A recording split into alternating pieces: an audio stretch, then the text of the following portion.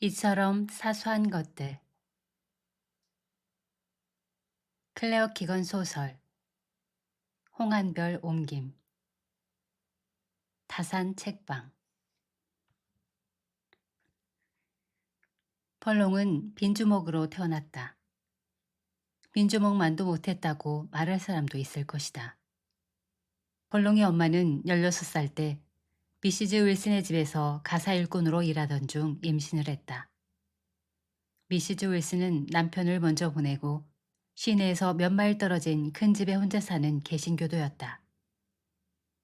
펄롱 엄마가 곤란한 지경에 빠졌을 때 가족들은 외면하고 등을 돌렸지만 미시즈 윌슨은 엄마를 해고하지 않고 계속 그 집에 지내며 일할 수 있게 해줬다.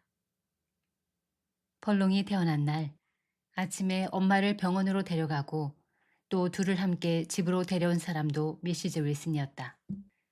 1946년 4월 1일이었다. 아이가 만우절에 태어났으니 바보일 거라고 하는 사람도 있었다. 펄롱이 자라자 자식이 없는 미시즈 윌슨이 펄롱을 돌보며 잔심부름도 시키고 글도 가르쳐 주었다. 미시즈 윌슨은 작은 서재를 갖고 있었고 다른 사람들이 뭐라고 하는지 별로 신경 쓰지 않는 듯 보였으며 전사한 남편의 유족연금과 해리퍼드종 소와 채변양 몇 마리를 잘 키워 얻은 수입으로 검소하게 살았다. 농장 일꾼인 네드도 같이 살았는데 집안에 불화가 거의 없었고 농장은 울타리도 잘 쳐져 있고 관리도 잘 되고 빚진 돈도 없었기 때문에 이웃과 부딪힐 일도 없었다. 학교에서 펄롱은 비웃음과 놀림을 당했다. 외투 뒤쪽이 침범벅이 되어 집에 돌아온 날도 있었지만 그래도 큰 집에서 자란 덕에 애들이 조금 봐주는 것도 없지 않았다. 학교를 졸업하고 한두 해 기술학교에 다니다가 석탄 야적장에서 일하게 되었다. 지금 펄롱 밑에서 일하는 일꾼들과 크게 다르지 않은 일을 하다가 지금 자리로 올라갔다. 일머리가 있었고 사람들하고 잘 지낸다고 정평이 났고 건실한 개신교도 특유의 습관을 들여 믿음직했고 일찍 일어났고 술도 즐기지 않았다. 지금 펄롱은 아내 아일린과 딸 5과 함께 시내에 산다. 아일린하고는 아일린이 그레이브스앤드 컴퍼니 사무실에서 일할 때 만났다. 의뢰하는 것처럼 영화관에 데려가거나 저녁에 둑길을 따라 같이 한참 걸으면서 마음을 얻었다. 펄롱은 아일린의 반짝이는 검은 머리카락과 진한 회색 눈, 현실적이고 기민한 생각에 끌렸다. 두 사람이 약혼하자 미시즈 윌슨이 펄롱에게 자리 잡는 데 쓰라고 몇천 파운드를 주었다. 하지만 펄롱은 자기 아버지가 누구인지 결국 듣지 못했다. 어머니가 갑자기 죽고 말았다.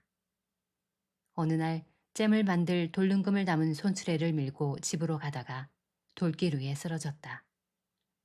뇌출혈이라고 나중에 의사들이 그렇게 말했다. 그때 펄롱은 12살이었다. 가끔 펄롱은 딸들이 사소하지만 필요한 일을 하는 걸 보며 성당에서 무릎절을 하거나 상점에서 거스름을 받으면 고맙다고 말하는 걸 보면서 이 애들이 자기 자식이라는 사실에 마음속 깊은 곳에서 진한 기쁨을 느끼곤 했다. 우린 참 운이 좋지? 어느 날 밤 펄롱이 침대에 누워 아일린에게 말했다. 힘들게 사는 사람이 너무 많잖아. 그렇지. 우리라고 부자는 아니지만 펄롱이 말했다. 그래도 아일린의 손이 베드 스프레드 위에 주름을 천천히 쓸었다. 무슨 일 있었어? 펄롱이 대답하기까지 시간이 좀 걸렸다. 믹시노트네 애가 오늘 또 땔감을 주우러 길에 나와 있더라고. 그래서 차를 세웠어? 장대비가 내렸잖아. 차를 세우고 태워주겠다고 하고 주머니에 있던 잔돈을 좀 줬어. 어련하시겠어. 한 100파운드는 얻은 것처럼 좋아하더라. 그 사람들 중에는 스스로 재무덤 판 사람도 있는 거 알지? 애 잘못은 아니잖아. 화요일 날 시노트가 술에 취해서 공중전화 부스에 있는 걸 봤어. 불쌍한 사람, 뭐가 그렇게 괴로울까? 펄롱이 말했다. 술 때문에 괴로운 거야. 눈꽃만큼이라도 자기 애들 생각을 한다면, 그리고 그러고 돌아다니진 않겠지. 딱 끊고 정신 차렸겠지. 그러고 싶어도 못 그럴 수도 있어. 그렇겠지. 알린이 손을 뻗고 한숨을 쉬며 불을 껐다. 어디든 운 나쁜 사람은 있기 마련이니까. 벌롱은 생각했다. 일, 그리고 끝없는 걱정.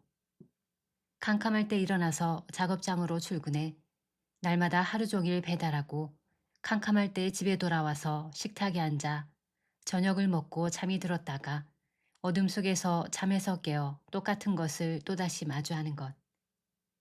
아무것도 달라지지도 바뀌지도 새로워지지도 않는 걸까? 요즘 펄롱은 뭐가 중요한 걸까?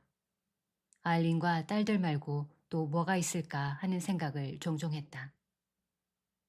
마흔을 바라보는 나이가 되었는데 어디로 가고 있는 것 같지도 뭔가 발전하는 것 같지도 않았고 때로 이 나날이 대체 무슨 의미가 있나 하는 생각을 지울 수가 없었다. 뜬금없이 기술학교에서 나와 여름에 버섯 공장에서 일하던 때가 떠올랐다. 출근 첫날 최선을 다해 부지런히 버섯을 땄음에도 손이 더뎌 다른 사람들 작업 속도를 따라가지 못했다. 마침내 라인 끝에 다다랐을 때는 땀이 흐르고 있었다.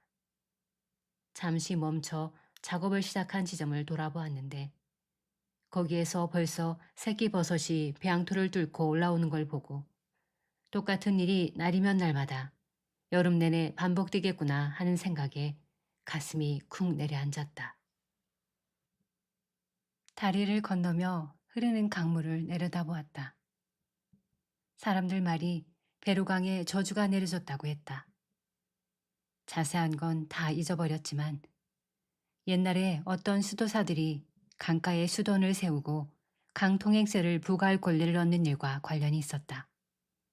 시간이 흐르면서 수도사들이 점점 더 탐욕스러워져서 사람들이 들고 일어나서 수도사들을 마을에서 쫓아버렸다. 수도원장은 떠나면서 마을에 저주를 내렸다. 그래서 해마다 강이 더도 덜도 아니고 딱 3사람의 목숨을 가져간다고 했다.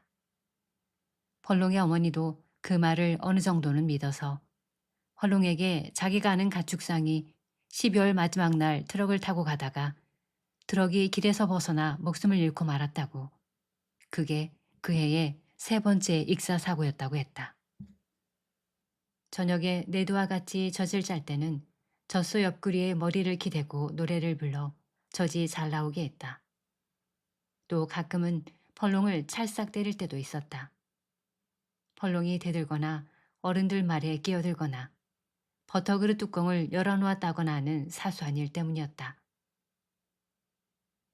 펄롱은 불안한 걸음을 계속 옮겼다.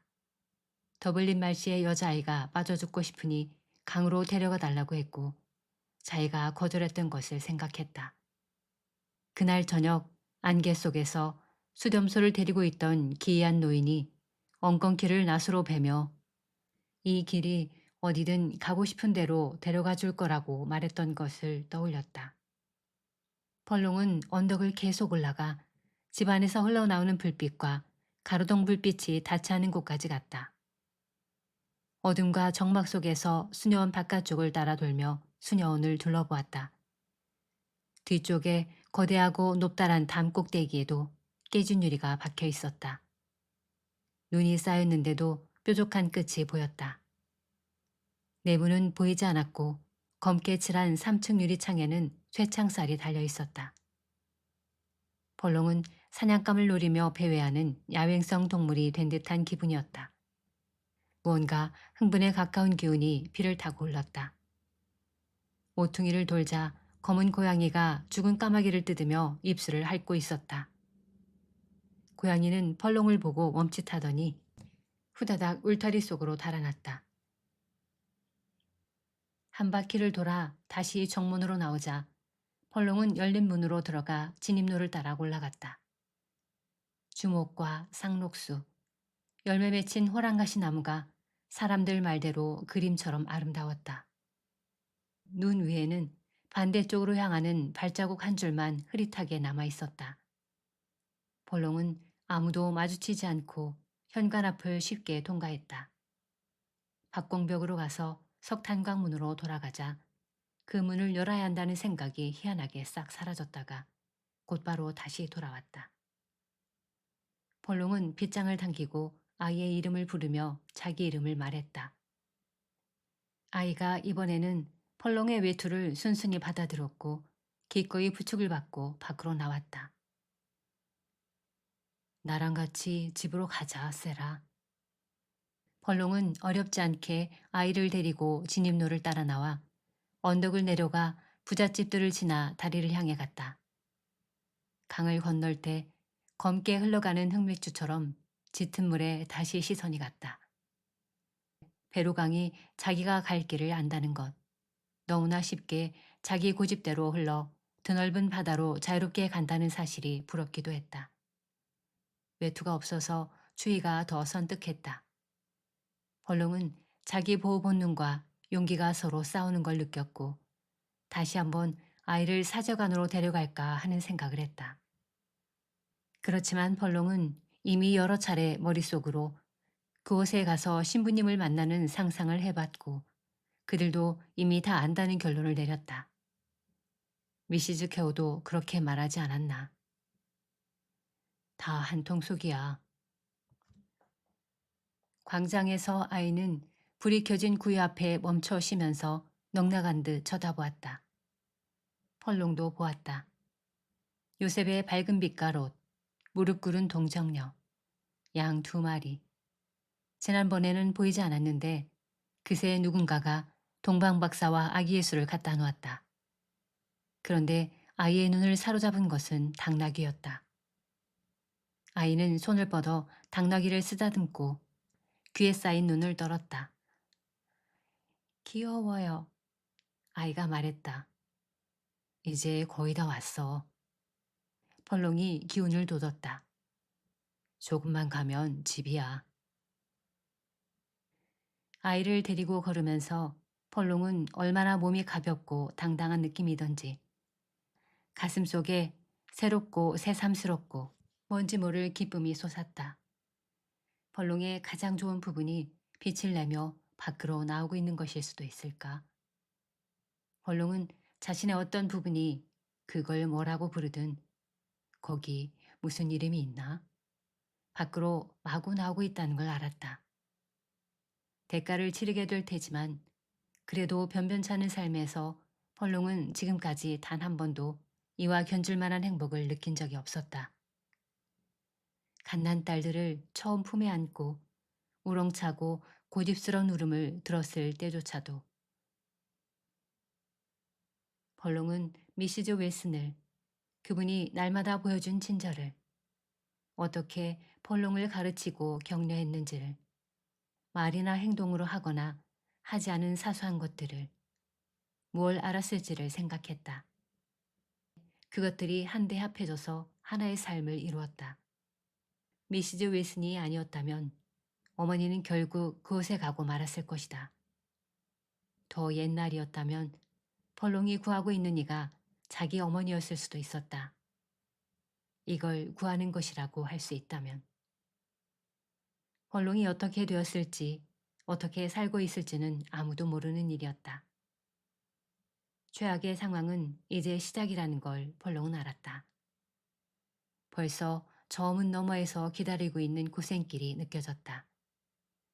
하지만 일어날 수 있는 최악의 일은 이미 지나갔다. 하지 않은 일, 할 수 있었는데 하지 않은 일, 평생 지고 살아야 했을 일은 지나갔다. 지금부터 마주하게 될 고통은 어떤 것이든 지금 옆에 있는 이 아이가 이미 겪은 것, 아니면 앞으로도 겪어야 할 것에 비하면 아무것도 아니었다.